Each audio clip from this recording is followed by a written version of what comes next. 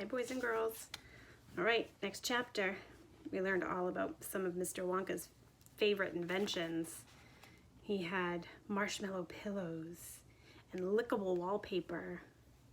And he had hot ice cream for cold days and cows that give chocolate milk and fizzy lifting drinks. Do you remember what they had to do so that they didn't float all the way up to the moon when they had fizzy lifting drinks? Right, they had to burp. So they stopped at a room. The last room they stopped at were square candies that look round.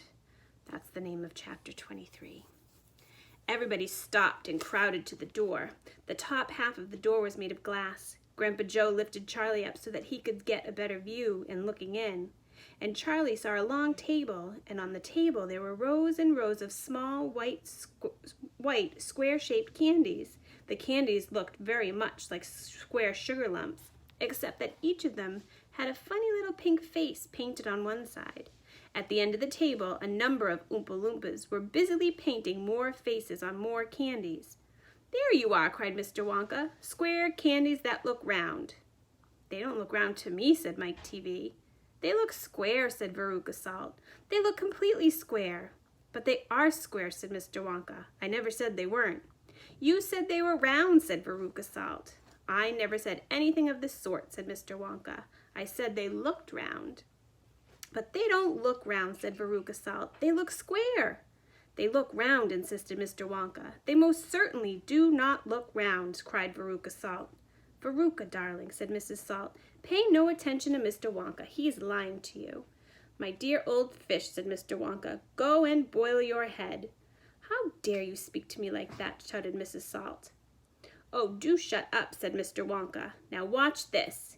He took a key from his pocket and unlocked the door and flung it open. And suddenly, at the sound of the door opening, all the rows and rows of square candies looked quickly round to see who was coming in. The tiny faces actually turned towards the door and stared at Mr. Wonka. "They're looking, there you are," he cried triumphantly. "They're looking round. There's no argument about it. They are square candies that look round." You get it? Look around.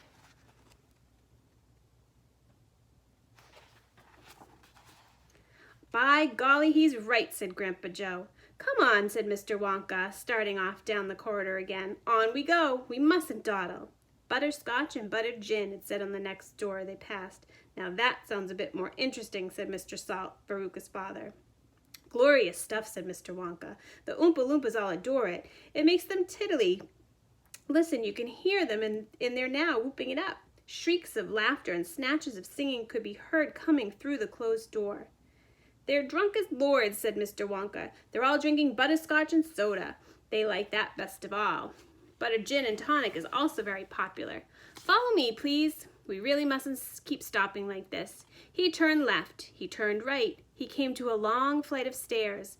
Mr. Wonka slid down the banister.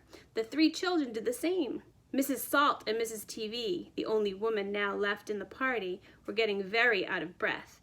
Mrs. Salt was a great fat creature with short legs, and she was blowing like a rhinoceros. "This way," cried Mr. Wonka, turning left at the bottom of the stairs.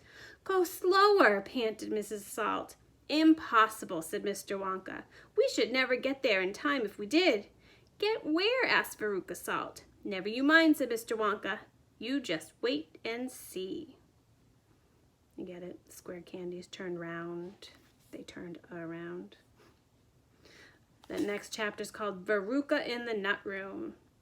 Oh, I hope Veruca pays attention and does what she's supposed to.